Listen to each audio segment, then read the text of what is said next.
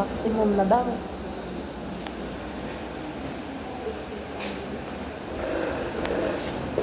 Pero nagbibidyo pa din siya. May lumabas na kanina na maximum for parang for Julie ganun pala. Ilan na kaya pa yan? Patok sa ba kaya?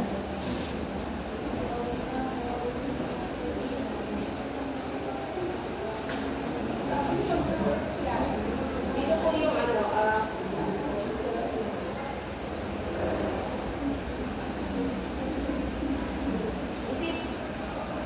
isipin natin parang yung pangailangan natin is parang tagtay. Sa pinakababa yung pinakababa natin pangailangan natin yung gano'n ng yung security. Tapos, sa pataas na hanggang yung mga may grupo ng produkto na tumutulong sa pangailangan. Halimbawa nga yung life insurance ito tumutulong sa pangailangan ng need family. Ito yung pundasyon ng pangailangan. Product family, yung mga family na makakatulong sa pangailangan natin. Halimbawa yung savings. Yung life insurance ay part ng product family. Tapos, security ay yung dahilan bakit kailangan operasyon ang life insurance ay isa sa mga pag-ibig. Sa madaling sabi, gusto natin ang mga produkto ay ginawa para sa atin na gumagamit. At nagagamit ang gumagamit ay hindi na natin kung bakit natin ito kailangan.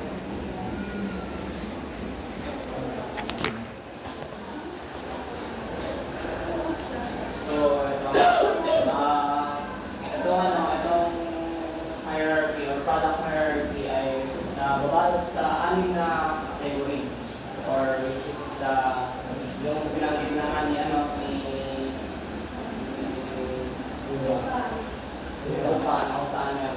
family, product family, and also the product class. Kung saan ang product class, the group of product within the product family recognized as having certain functions, coherence, also known as product category. Kung dito, siya yung katulad dito yung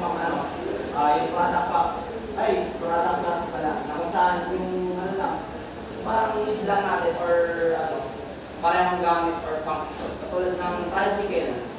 Yun, katulad ng kasi, di ba, sa family class, may kita natin na meron silang transportational needs, kung saan meron silang kotse, gano'n. Pero dito sa product class, kung saan same lang din siya as a family class, kung saan yung same needs or katulad na ng kotse sa kotse, tricycle, motor, gano'n. Like, meron silang same function lang. Para di kayo malito.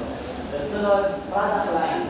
A group of product within a product class that are closely related because they perform a similar function, are sold to same customer groups, are marketed through the same outlet or channels or all within a given price range.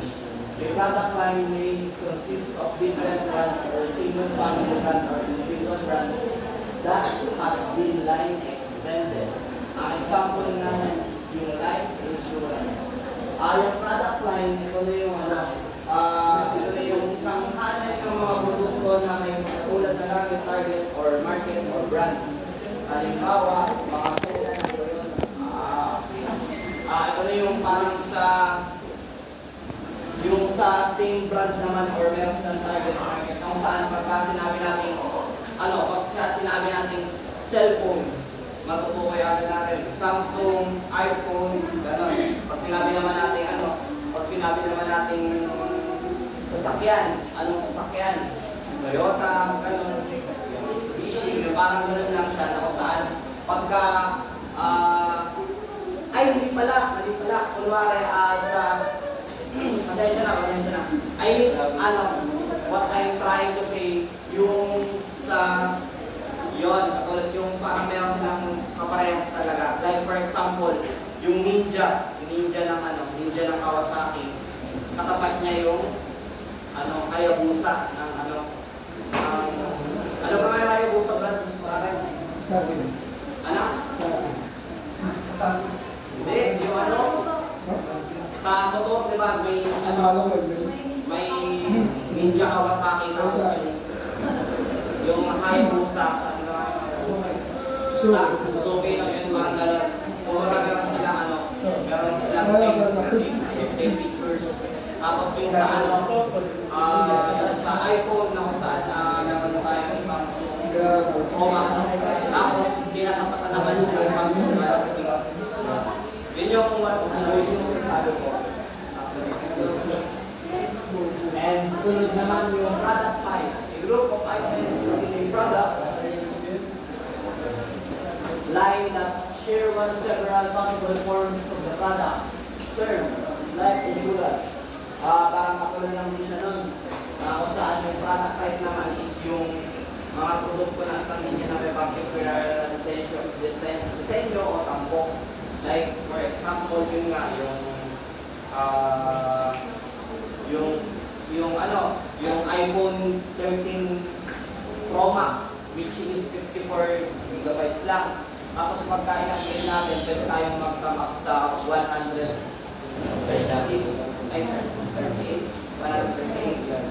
Yung kumbaga yung parang lang siya, nagkalayo lang sila sa gig. Pero sa pictures, parehas sa parehas. Ganun lang, ganun yung pagkakakulot yung tayo. Sunod, yung last one is yung item. Yung item is a distinct unit of a product line distinguished by size, price, appearance, or some other attribute. For example, potential renewable term like dito, sinasabi nga dito, ang particular na modelo o variant ng isang produkto. Kumbaga, ito naman, yung item, same lang siya, same aspect, same big, same yung sa iPhone nga, pero ang may iba na dyan, yung kulay na mismo. Kumbaga, pagka sa item, pagka sinabi natin item, ang may iba lang dyan yung pinaka-size, pinaka-kulay niya, yung size niya, gano'n. Kumbaga, sa iPhone Pro Max, which is walang puti, puti. Gusto natin, green or black, gano'n. Parang pink, gano'n. Kumbaga dito, yun yung pinaka-design niya sa item. So, ito yung 6 plus ng product hierarchy. Mayroon pa.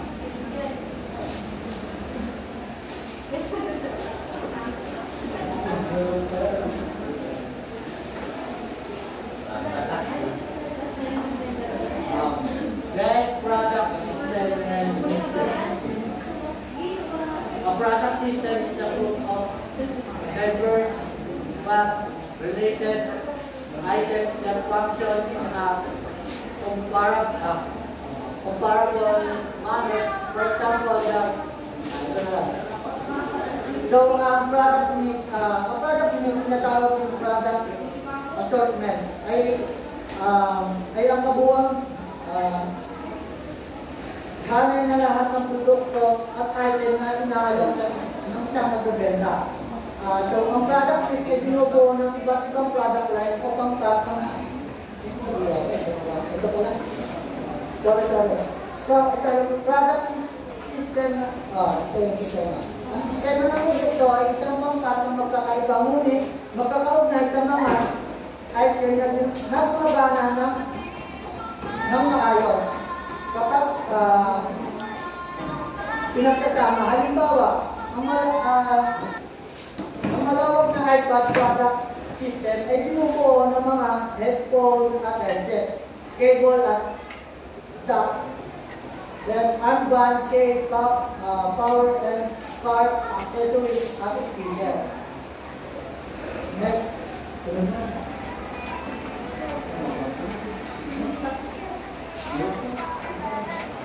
So, yung product tinatawag yung product assortment ay kabuuang hanay ng lahat ng produkto at item na inaalok ng isang magbebenta. So, ang product mix ay binubuo ng iba't ibang product line o pangkat na magkakaugnay na produkto.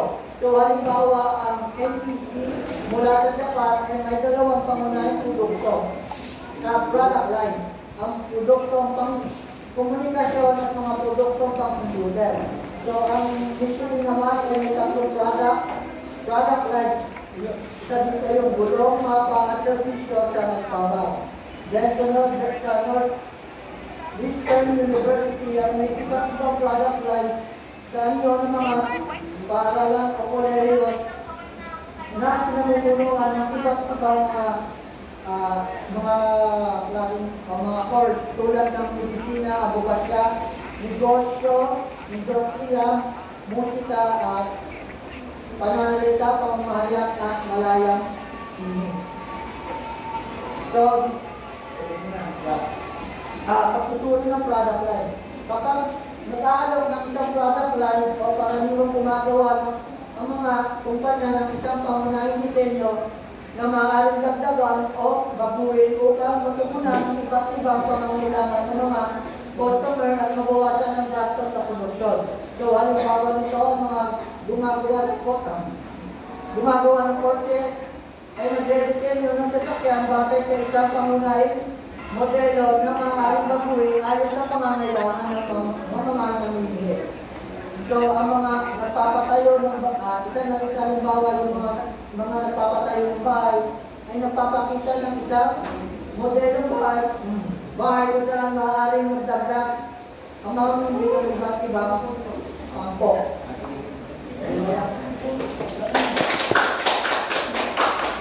Kung walang mga kahit ilang buwan kami